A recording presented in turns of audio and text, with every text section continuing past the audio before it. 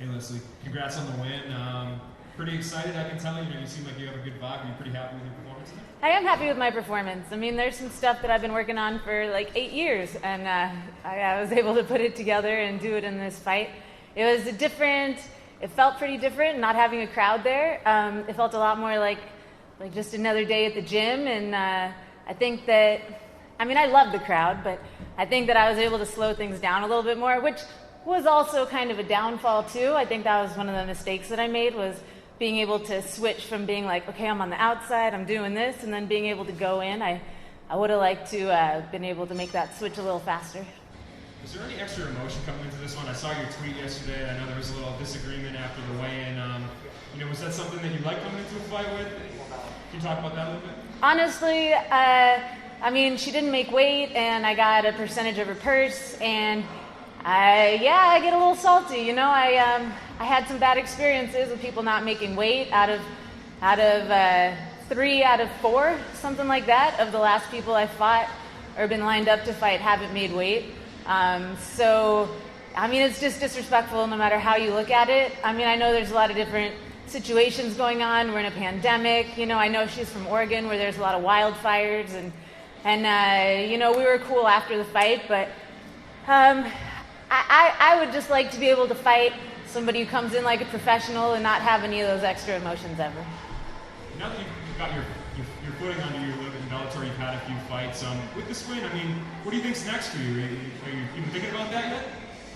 I want to fight someone higher up. I want to fight someone who's going to set me up to move up and to get a little bit more out of the whole experience. I'm really excited to watch this fight and to see how Kat Zingano does. And, it'd be an honor to get to fight her, to get to fight Julia Budd. I know I need to get another win before I can really throw my name into the hat for the title shot, but of course that is the ultimate goal. One other thing, I want to ask you about your shirt. Can you talk about that a little bit and maybe what that means to you? Yeah, totally. Today is 9/11. It's a very traumatic day in American history, and I think that we all still do owe a debt of gratitude to all the public servants who came in and helped everybody, and a lot of sorrow still for the people whose lives were lost and for the people who were deeply affected by that. And I feel like we owe everybody who sacrificed themselves to save other Americans to create the best America that we possibly can, that was willing to serve and protect all of its citizens. And Black Lives Matter, and with police brutality, excessive use of force, and the deaths that have just plagued it's really, really disturbing, and it's not something that I want to be part of.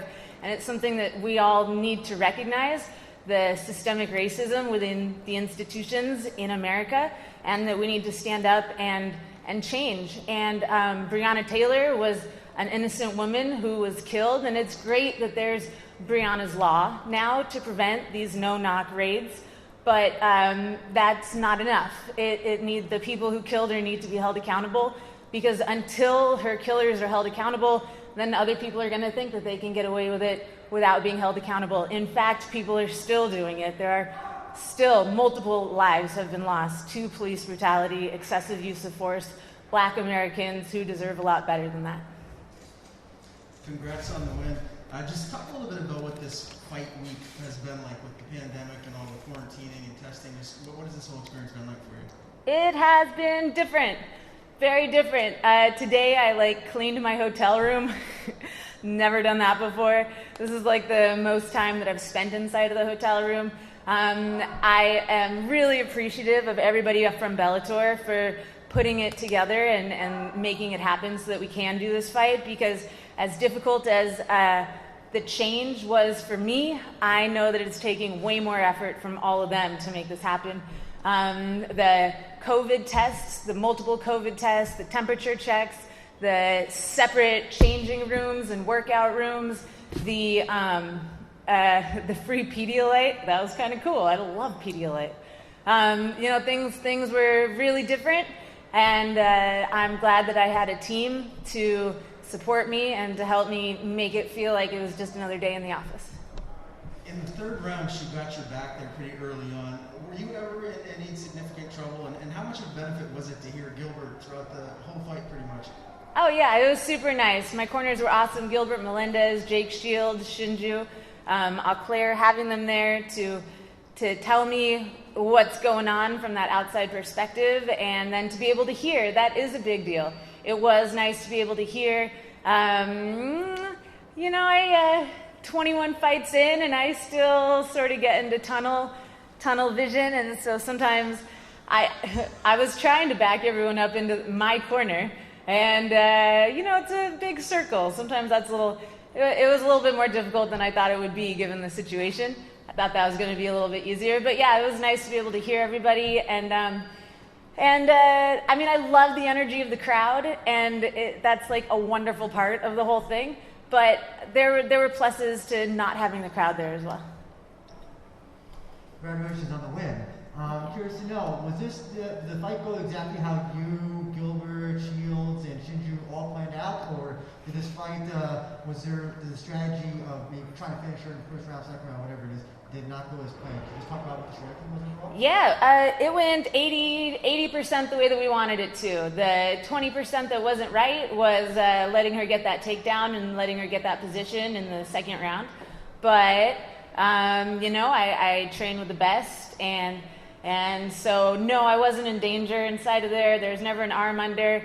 I would have liked to finish her when I had my arm around her neck multiple times, but you know, I didn't make that happen, but luckily I'm going to have another chance to go back to train and come back and do it again.